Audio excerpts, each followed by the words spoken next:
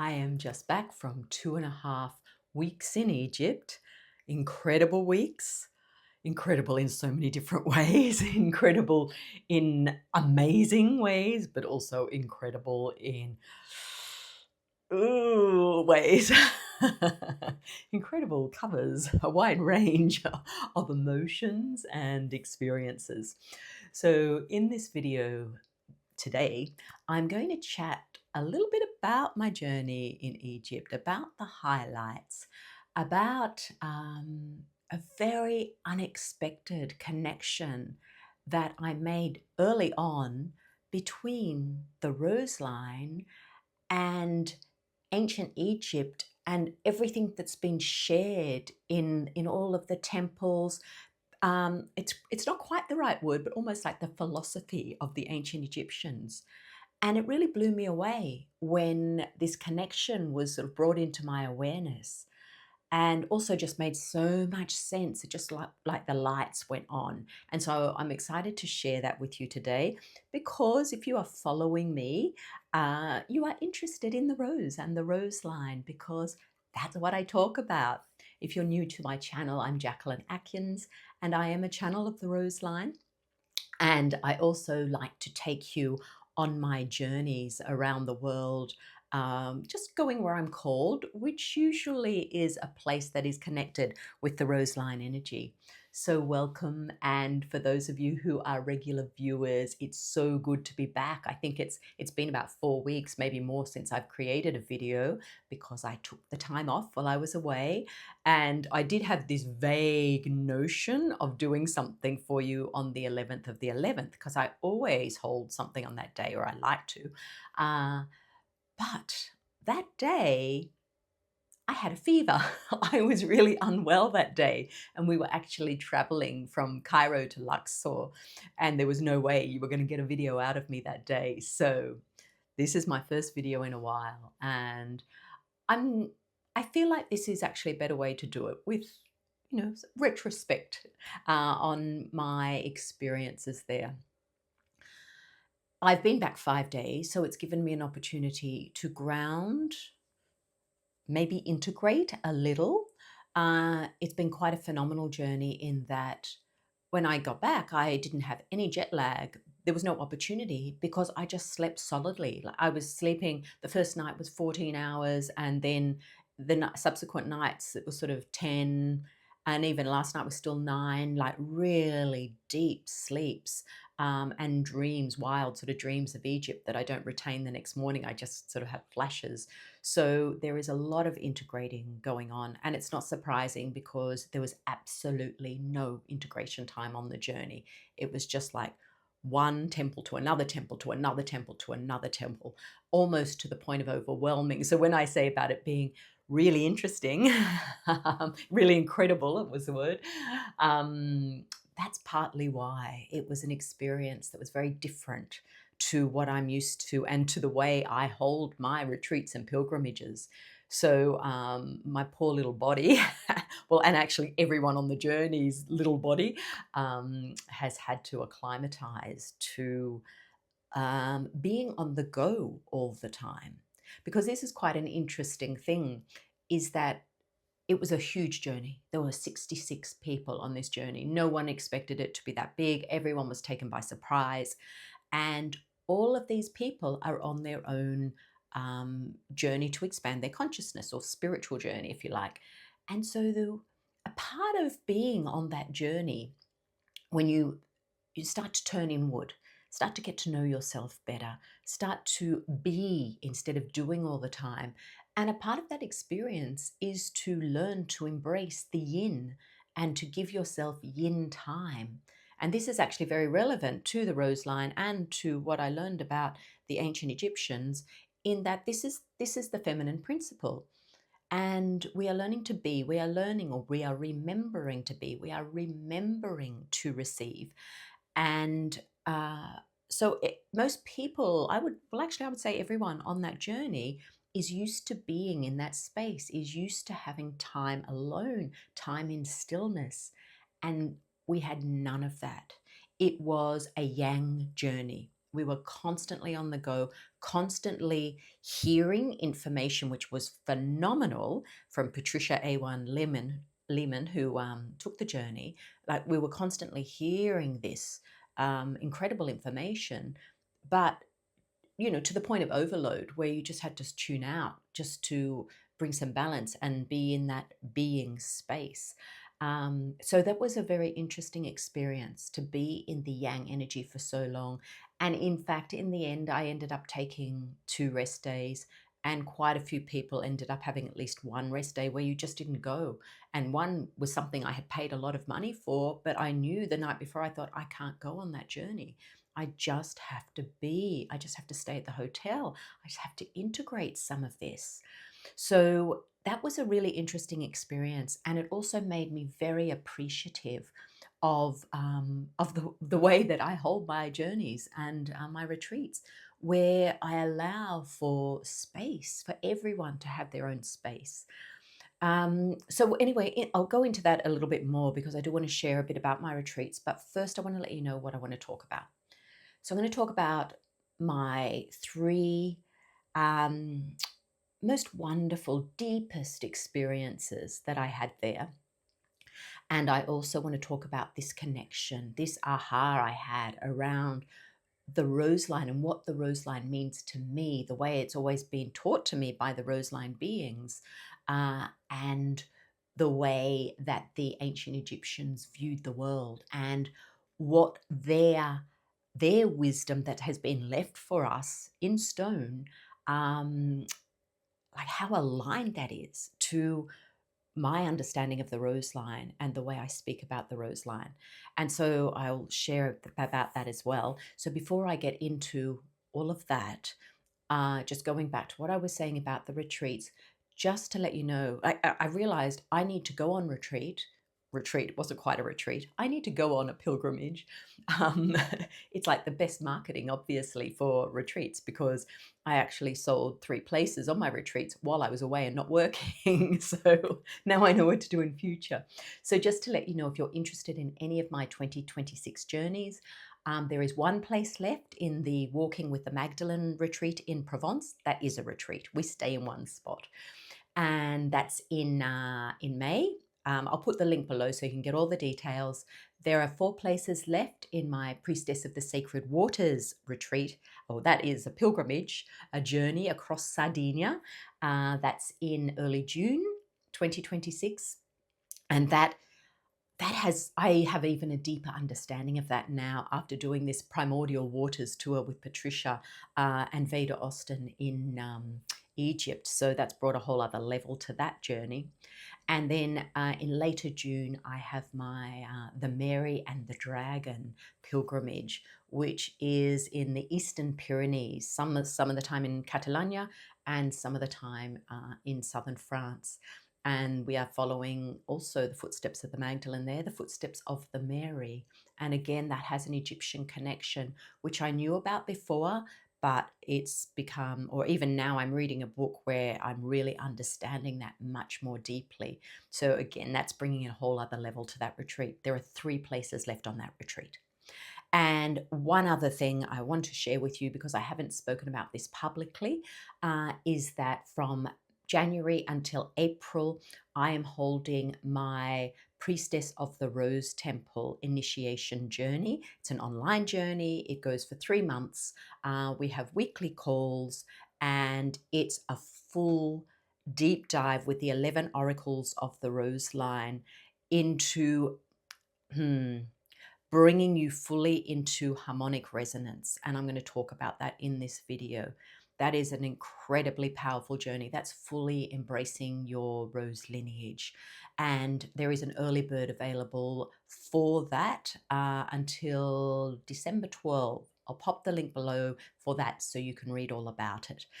Okay, enough. Actually, there's one more thing. I am offering a free event on the 8th of December.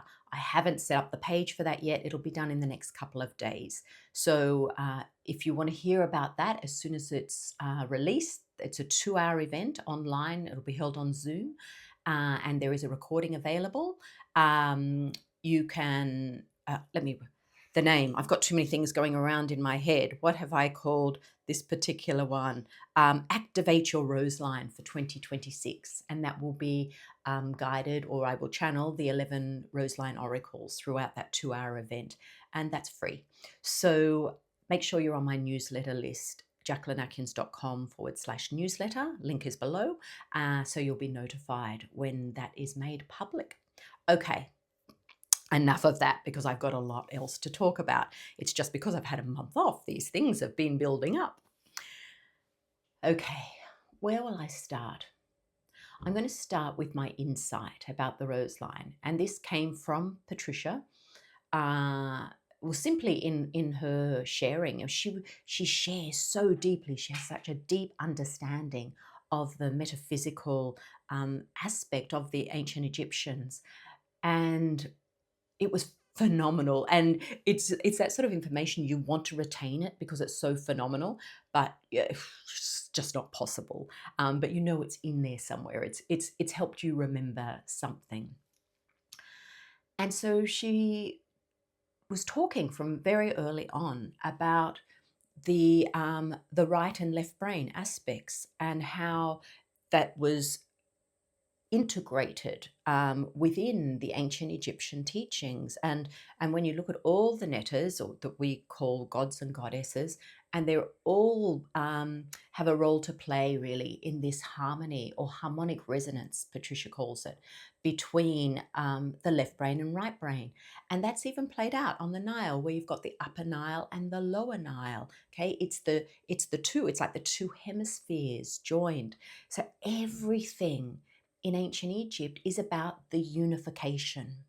And this is where I just went, bing, because that is what the Rose Line is about. From when I first started to channel the Rose Line around 2004, and I began to write the story of the Rose Line, and the different Rose Line beings, this was their message. All the beings I brought through, it was about sacred union within. It was about the harmony between the masculine and the feminine, or the right and left brain, or the yin and yang. That is the whole, it's just the foundation of the Rose Line. And we're activating the Rose Line codes now because this unification, or this harmonic resonance, is what is required for us to be in New Earth. And this is what I cover in the Priestess of the Rose Temple, the 3-month initiation journey, because it is about bringing our entire energy body into harmonic resonance so that we can move energetically, or remember energetically, New Earth, because New Earth is an internal state. And I used to call that initiation journey Creating with the Rose. And that is because when you are in that state, when you are in harmonic resonance, that is when you create, manifest in full alignment with your truth. So to actually hear Patricia talk about this, like time and time again, and she would point to different hieroglyphs and just in different temples, and the way the temples, I mean, even the fact that so many temples, the way that they are actually set up is you, on the left side, you have the masculine, and there on the right is the feminine, and the corridor down the middle is that central point where they intersect. You know, it's everywhere. And that for me was like, bing. It's like, oh, I'm not making this Rose Line stuff up.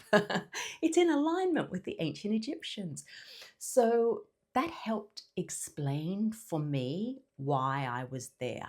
I mean, there were so many reasons why I was there, but it certainly gave me a deeper understanding of my connection and what I'm able, or what I was having activated within myself, which was a much deeper level of my embodiment of the Rose Line, and how I can then take that forward in my work and in my retreats and in my membership and in the priestess journey and everything that I offer. So that was such a gift, and I think there's so much more for me to remember around that, but I wanted to share that with you. So my 3 highlights, there's actually 4, but there were 3 that really stood out for me. And no, there's 4. But 3 is the number you usually use, isn't there? Let's start with number 1. The reason I really wanted to return to Egypt, I was in Egypt 30 years ago. And when I was there 30 years ago, I went because I loved Egyptian history. I'd studied it at school. I probably had a vague notion of studying archaeology at university at some point because I loved it so much. So when I was in my 20s and living in London, I went to Egypt for a couple of weeks. And I had a week's diving and a week in Luxor and Cairo. Very different then. Then you could just rock up to the pyramids and walk around them, and it's so different now. Anyway, but somewhere I didn't go, and I have really strongly wanted to go since, I would say, about 2005, is the Temple of Hathor in Dendera. And the reason that I wanted to go so, like it was such a deep yearning, is because Hathor was I was really connected with her. I felt really connected with her as soon as I started channeling the Rose Line, really. She was there really strongly for me, even though I didn't necessarily associate her with the Rose Line. And so it was such a strong calling. Like, it was almost like the rest of it was like, oh yeah, that's nice, that's icing on the cake, but I really want to go to Dendera. And it did not disappoint. It did not disappoint. It's exquisite. And I don't even know what to say about that experience. It was certainly a coming home. I knew it would be. I have known that place.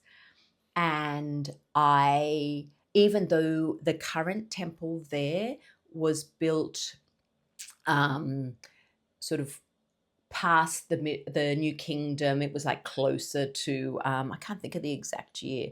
Well, Cleopatra's father actually completed that temple. And that's interesting because Cleopatra's of the Rose Line.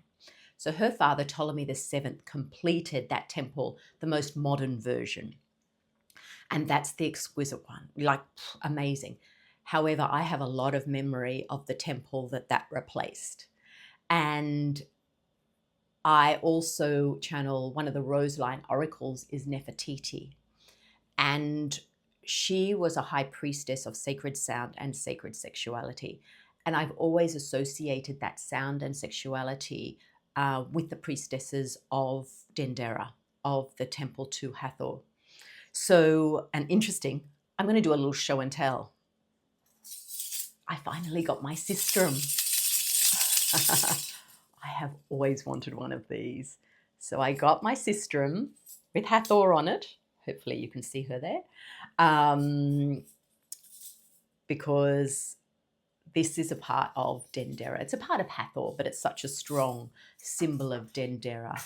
And as I said, it's the sound aspect has been strong for me. So to go there and to be on that land, regardless of how many older temples there were there, to know that certainly some of the beings of the Rose Line were there, were priestesses there, was pretty amazing for me. It was, I'm speechless, to be honest. There are no words for that. And although if you follow my Telegram channel, I was posting pictures as I traveled. You could still join, actually, links below, and you could go back and have a look at them all. That became my journal because I didn't have time to actually journal. But I did put some of the photos in there, that the astrological photos are amazing. But that is the one book I bought. I told you it'd be show and tell. Okay, I'm hoping that shows up for you. Dendera Temple of Time. Oh my gosh, this is amazing. Amazing. And to have all of those pictures up close, they're so activating. So that was an incredible experience for me. And I also received a rose blessing. So on my way out, I couldn't believe it. Like, you don't see roses in Egypt. On my way out, there were a couple of rose bushes right near where there were a few stalls with people selling their goods, their souvenirs. And I just saw, and there was a pale pink and there was a magenta pink. And magenta pink, certainly in my priestess training, Magdalene always comes through with the magenta pink. And so I went over to smell it, and one of the store holders saw me. And so he came over and he broke it off. I'm going, no, broke it off to give to me because he was trying to get me into his little stall. But it was like, oh my gosh, I have a rose grown in Dendera soil. And so that's pressed now. And I just was amazed to think that I took away a rose from that site. It was incredible. I actually just wanted to, this is something that Patricia said in one of her presentations about Hathor. So I wanted to read this out.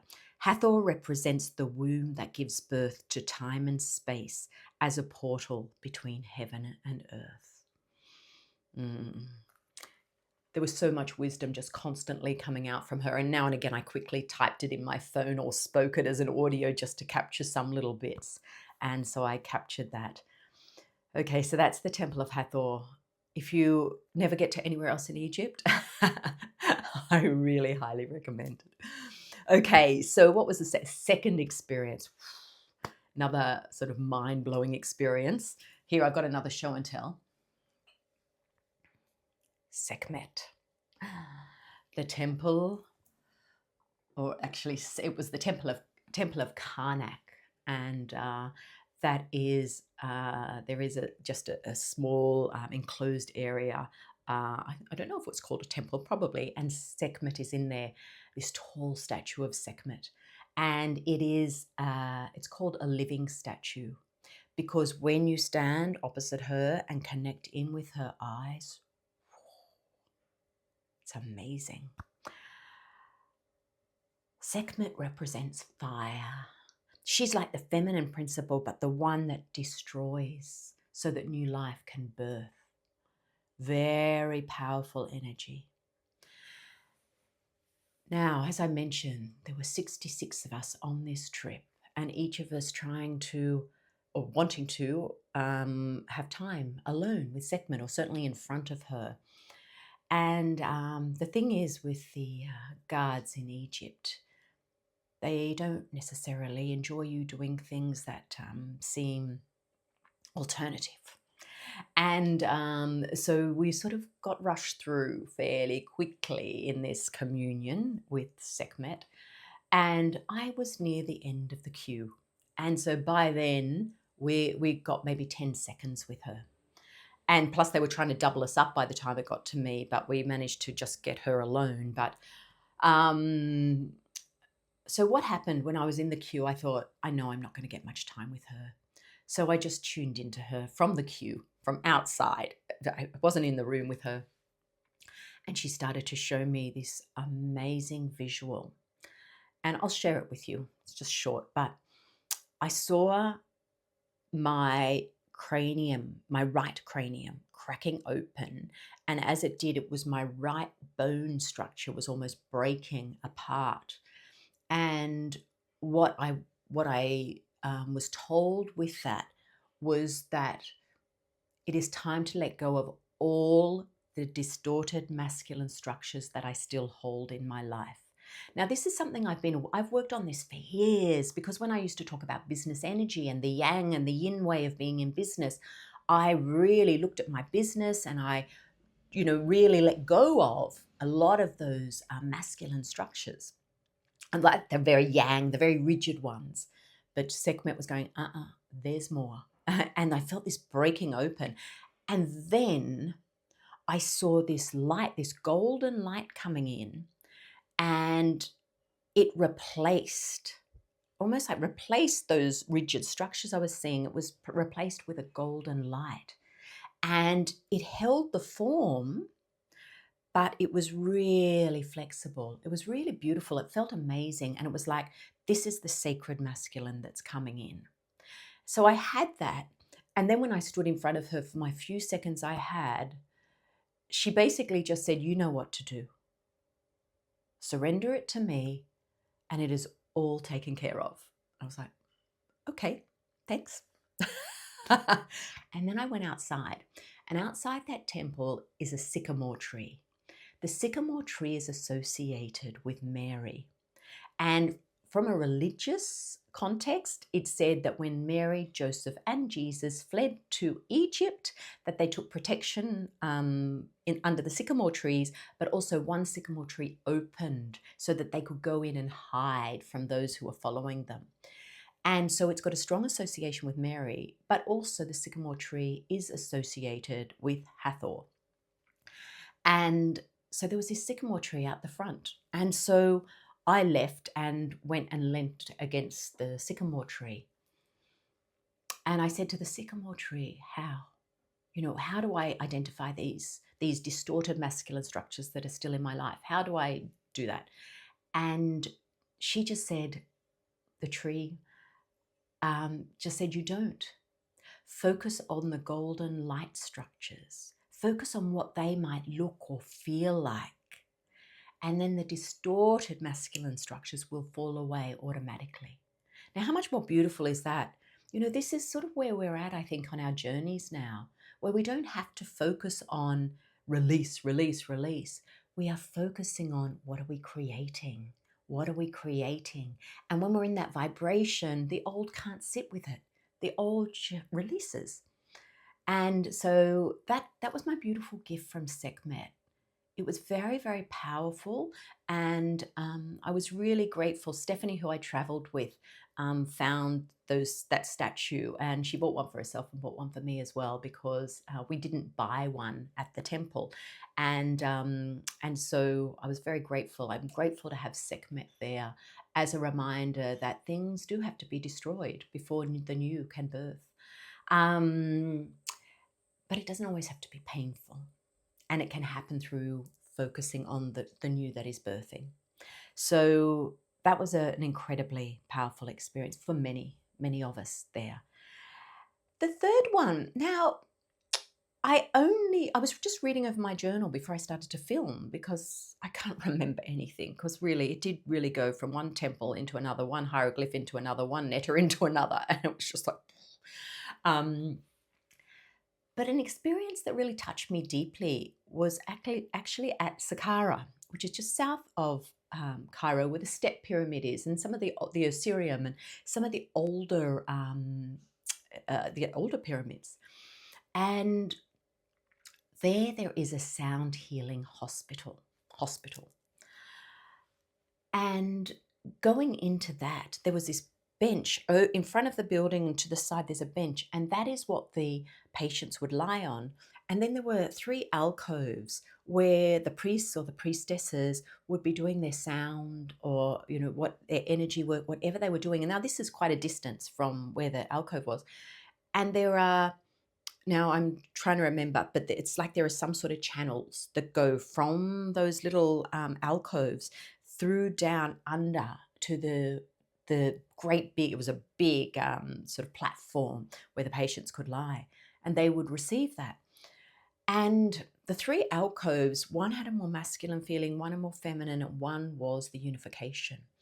And for me personally, again, I only had maybe 20 seconds in each one, 20, 30 seconds, because everyone was waiting to experience it. But that for me was also a very strong remembering. I knew I'd been there. And unfortunately, I didn't get to spend a lot of time just sitting at that site. But having been a sound healer in the sort of 2000s, something I did from 2004 to probably 2014, this was a very strong resonance for me as well. So that was an amazing experience. Now, of course, the fourth, I can't leave this out. It was a different experience. Those 3 were really personal. The fourth wasn't quite as personal, but still incredibly profound. And that was going into the chambers of the Great Pyramid. Now, before the journey started with Patricia, Stephanie and I had a few days in Egypt, in Cairo, and we decided to go to the pyramids just on our own. And so we did some exploration, and we paid the extra and went into the King's Chamber. I didn't realize it was open to the public. And so there's just this queue of people going in, getting into the King's Chamber, having a little party, and then walking out, and it's like a sauna in there. So everyone's walking out drenched in sweat. Everyone's chatting. There was no sacredness whatsoever. I was so disappointed. It was my first time in the King's Chamber, and I was just like, whoa, this is wrong. It was wrong. And so we'd had that experience. And then on our last evening, before we flew out the next morning, we had our booking for the 2 hours, our private there. And it was wonderful to arrive at the pyramids at about 4:45. All the people had gone. And when we were walking towards the pyramid to go in, I knew the entrance and I knew the way to the King's Chamber because I'd done it. And this time I thought, I'm not doing a Sekhmet. I'm not going to end up at the back of the queue. I'm going to get near the front. Well, I ended up at the front of the queue. And the guy it was a few minutes before we were due to go in at 5, and the guy just sort of ushered me in, said, go in. And so because I've been there, I knew the way. And so I had this voice in my head just going, run, run, run, get there. And so I raced ahead, and the person who was behind me, I gradually heard them getting further and further behind. When I walked into the chamber, there was no guard. Now, our guide on the bus had told us that we were allowed to lie in the sarcophagus, but we couldn't take photos of the sarcophagus or in the sarcophagus. So I arrive at the King's Chamber, no one there. I did a quick video, because how often do you see it empty? And jumped in the sarcophagus sacredly. Lay there. To be honest, I can't remember a lot of what happened. I just remember the beginning where it was like all these pharaohs were looking over at me around. I remember that. And then I went off on a journey, which I won't go into here. And then after maybe 30 seconds, I started to hear people come in. And I was very mindful. I didn't want to spend too long in there because there were 66 people. And so I sort of brought myself back thinking, okay, I'll get out now and give someone else their turn. Although the last words I heard as I was coming out was just, remember, remember, which is interesting because a lot of my courses I hold are called the Remember Journey. And it was very much an integration happening on so many levels. So when I opened my eyes, there were people around looking in at me, but there was also a guard. And he's like, get out. There's a camera. Get out. You're not allowed in here. And we're like, what? We were just told we could. I mean, I wouldn't have done it if I'd thought that. And no one else was allowed in. One lady did manage to just jump in quickly. But so that was it. Like, no wonder my guides were telling me to run up there, because that was a pretty amazing opportunity. And then as everyone filled the room and Veda asked for the lights to be put out for 5 minutes, and sitting there in the dark, wow, that's where you really felt the power. That was amazing, amazing.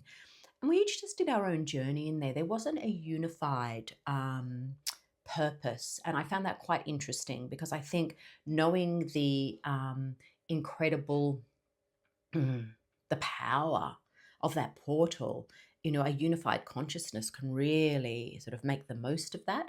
But it was more everyone doing their own thing. There was toning, and I don't know how many people participated in that. But I stayed in there a long time because I was receiving quite a lot of information, insight, remembering, and I just felt to stay. And so I moved to a few different places, and I left because I knew we had 2 hours in total, and I went down to the Queen's Chamber, and there weren't that many people in the Queen's Chamber, and this chamber felt really different. In the King's Chamber, the word that had come to me was discordant. And it's interesting because I've never heard anyone say that, but I also think it's because of all of those tourists traipsing through there with absolutely, like, they're doing it at a different dimension. And it's like that sits in there, that lack of sacredness. That was just my perception. And of course, it was so different with the group there, with this beautiful group. It was so different. But when I went into the Queen's Chamber, for me, it felt harmonious. The Queen's Chamber's not open to the public, or it certainly wasn't the day I went in, so I'm assuming it's not. And there was a stillness and a peace in there that I didn't feel to the same extent in the King's Chamber. And there were a few of us toning, and it was so harmonious. It was truly beautiful. I had a really beautiful experience there, and some really beautiful messages came through for me of a very different type of quality, gentler messages in the Queen's Chamber.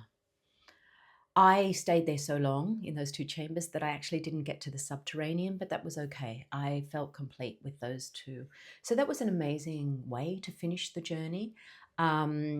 And there's still a lot of integration happening around that. As I said, my dreams have been pretty wild. So there's certainly a lot of remembering.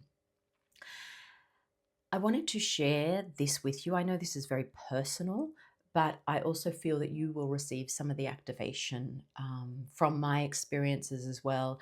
And because I was going with the intention of holding the Roseline codes there, and knowing that that Cleopatra and Nefertiti, a very strong Roseline presence, who were in Egypt, and also it's interesting because the other, she was a pharaoh that I've often wondered, is she connected to the Roseline or not? And that's Hatshepsut. And we didn't go to her temple, but I did go to her temple when I was there 30 years ago, because when I studied her at school, I adored Hatshepsut. I adored Hatshepsut and I adored Akhenaten and Nefertiti. Like those two, they just really stood out for me. And so we didn't go to Hatshepsut's temple. However, we did visit her crypt, I think it was called, which was at Karnak also. And it was rose. The color of it was rose, the granite. And so as soon as I saw it, I went, yeah, I knew it. I knew it. So activating, like bringing that weaving in. There is one more aspect to this, and I'm not going to share much about it here because I'm going to be talking and exploring this more within my groups. But it is the Mary frequency. And Patricia shared something about the Mary that was just like another one of those for me. And it brought all my work with the Roseline and the Mary as almost like the oversoul of the Roseline. That's how I've described them before, the galactic frequency of the Roseline. It brought it all into, it sort of fitted into place. And so it gave me a really strong understanding of that. Now, I was called to go to Alexandria, and Stephanie and I went the day before the actual journey started. We did a private tour up there. And Alexandria itself, yeah, was okay. But I knew I had to go. We went to the Roman catacombs, and that was amazing because there were the scallop shell everywhere, the Venus Aphrodite symbol, also associated with the Mary. And so that was very activating for me. And then just getting to the Mediterranean and seeing the Mediterranean felt really activating. Also the library. I loved going to the new library and hearing the stories of the old library, but also seeing how they're recreating this center of learning like within the new library. But the reason I knew I had to go to Alexandria was I knew that, well, I felt very strongly that Yeshua and Magdalene had studied at that library.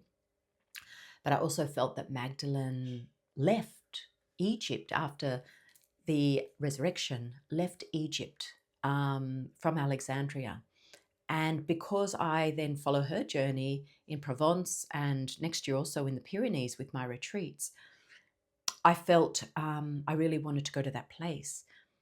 The other connection I did not make and only learned about this on the journey, but also through reading I've done, is I knew that it had been proposed that the daughter of Akhenaten and Nefertiti, Meritaten, went to possibly Spain, the same region I'm holding the retreat, Catalonia, and then on to Scotland, Ireland, or Island, Scotland, depending on what you read, and was known as Scotia. And Mary Taten, she was also a Mary. And so I knew that these Marys had left from Alexandria and I felt it was really important. I had to go to that place. And it was funny looking out over the Med from there. There was a deep knowing. It was like, I know this space.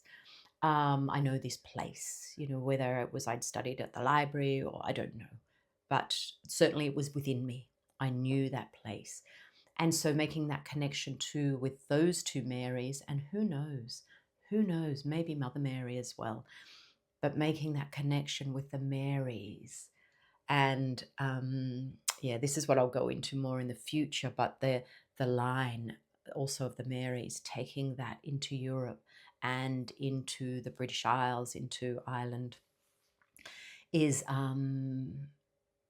there's a lot more to drop in for me around that. Anyway, I just wanted to just leave that at the end for you as well, because you might also find that very activating. And I'm really glad that we did that day trip to Alexandria so I could be on that soil. Often that's all it is. It's just being on the land, receiving from the land, receiving from those structures. We don't always know what it is. And I tried not to make sense of too much. My aim was to be and receive whatever was there for me. When I left, I felt like I was complete with Egypt. I know I had just sort of dangled a carrot there at times saying, I'm going to, you know, I'm going for research because I'd like to take a journey there. I actually don't feel that I have the bandwidth or the capacity to hold the energy of a group in Egypt. It is such, it almost tears you apart a little bit. It tells you apart. Where I hold my retreats, the land is really nurturing. And when we went to the Upper Nile, once you get to Luxor and certainly Aswan, it is more nurturing because there's more green along the Nile. And actually, I do have a story for Aswan as well. I was given another rose by the gardener. The hotel we stayed actually had a rose garden, and he must have seen me sniffing the roses and taking some photos. And then he came running after me with another rose. So I actually I was given 2 roses while I was in Egypt, and that was a paler pink one. And for me, that was like, wow, like, that was amazing. But Aswan also, I really felt that strong feminine energy. So my 2 roses were near Luxor, Dendera and Aswan, and there was definitely a more feminine energy there. That's the space I like to hold my retreats in. And also, as I mentioned, it's quite tricky in Egypt with the protocols. First in organizing a trip, and also in what you are allowed to do and not do at the temples. And I don't like being restricted in any way. So may not work for me. That's my thought at this moment in time. But as I have learned time and time again, never say never. So I hope you've enjoyed that little trip through Egypt with me. Well, the bits I've covered. Please, if you've been to Egypt, share below, share your experiences. What was most profound for you? If you're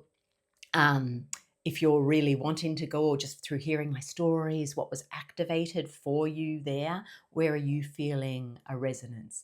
I mean, there were so many other places we went, and all absolutely incredible, but there were just some that were closer to my heart than others. Some where I felt that harmonic resonance within me and with me and the land and me and the temple, much more so than at others.